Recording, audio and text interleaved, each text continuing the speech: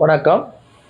செய்தித்தாளில் ஒரு செய்தி பார்த்த உடனேயே மனிதர்களுடைய ஒரு ஒரு சுபாவம், ஒரு இயற்கையான ஒரு குணம், அது ஒரு ஞாபகம் வந்தது.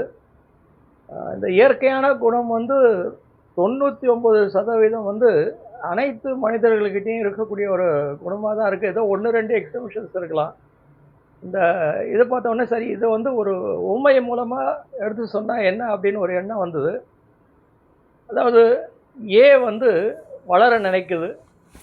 ஒரு பெரிய ஆளாகணும், ஒரு பெரிய இடத்துக்கு வரணும் அப்படின்றது ஏ முயற்சி செஞ்சுக்கிட்டு இருக்கு.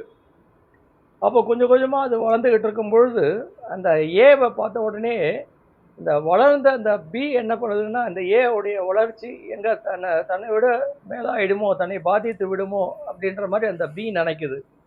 பி நினைச்சு, அந்த ஏவனுடைய ஒரு வளர்ச்சியே கண்காணிக்கணும். எப்படியானா குறைக்க முடியுமா? செல்வாக்கு பெற முடியாம வைக்க முடியுமா? அப்படின்ற ஒரு கண்ணோட்டம் அந்த பிக்கு.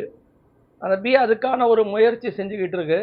ஆனா பி என்ன மறந்து போகுதுன்னா, தானும் வளரக்கூடிய சமயத்துல இப்படிப்பட்ட ஒரு இன்னல்கள் சி மூலமா தனக்கு வந்தது அப்படின்ற ஒரு ஒரு நியதிய அது மறந்து போகுது. அப்போ இந்த ஏபிசி இப்படி பார்த்தீங்கன்னா, இது எல்லாத்துக்குமே இந்த வளரணும், மேல வரணுன்ற ஒரு எண்ணம் இருக்கு. ஆனா வளர்ந்த பிறகு அதுக்கப்புறம் வரக்கூடிய ஒரு வளர்ச்சிய வேற ஒரு ஒரு வளர்ந்து விழுவாரோ அப்படின்ற ஒரு எண்ணத்துல அந்த வளர்ச்சிய தடுக்கக்கூடிய ஒரு படிக்கல்ல அந்த ஏபிசி போன்றவை எடுத்து கையாளுது. அப்போ ஏபிசி எடுக்கலைன்னா கூட அந்த ஏபிசியோடு இருக்கக்கூடிய மற்ற ஒரு எழுத்துக்கள் இதுக்கான முயற்சியை செய்து அந்த ஏக்கு என்ன சொல்லுதுன்னா, இல்லை பிக்கு என்ன சொல்லுதுன்னா, மற்ற ஒரு இது வளர்ந்துட போகுது, அதுக்கு வேண்டிய ஒரு காரியத்தை நம்ம செய்யணும் அப்படின்னு ஒரு நிலையை உண்டாக்குது.